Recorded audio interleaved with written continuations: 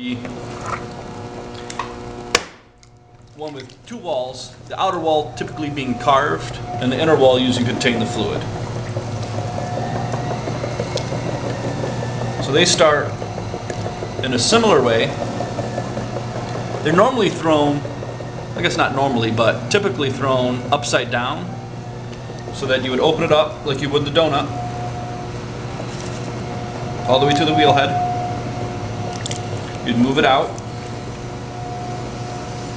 and then you'd separate the wall on the inside and the outside. So for this, you don't want to do it right in the middle. If you do it right in the middle, you're going to have two similar sized walls. On this one, I'm going to move a little more towards the inside. Again, I'm going to press down so that I'm as near to the wheel head as I would if I'm throwing a pot. And I'm going to take this inside wall, I'm going to pull out or pull up and towards the center at the same time.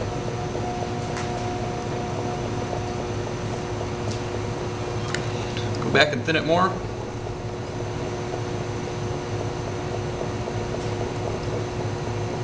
Then at the top, I'm going to squeeze it in, pinch it off, and round it over with my flexible metal rib of death.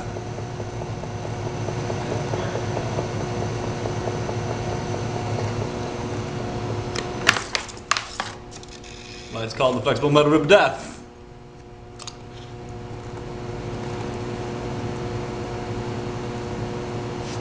Then on the outside wall, I'm going to pull up towards the center as well.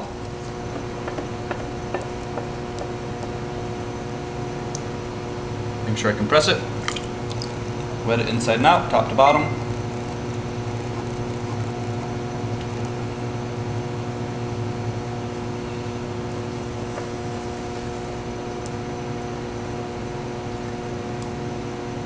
Now typically, these are thrown pretty thin because they're going to be carved. And there's nothing worse than carving through a pot that's an inch thick. So because you're not going to trim the bottom of this, you'd set the foot up the way you want it to be finished. Some people close these off completely by collaring it all the way in and then kind of making a foot, which I'm not going to do. We're going to leave it open.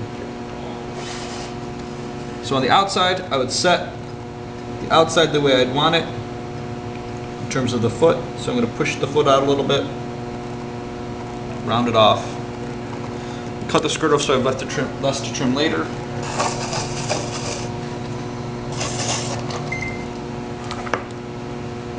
And you'd cut it off and let it dry before you flip it over. But again, for demonstrative purposes, we'll just cut this in half. So you can kind of see the cross section of the pot, and then people carve this wall here to make, I don't know, designs. Yeah.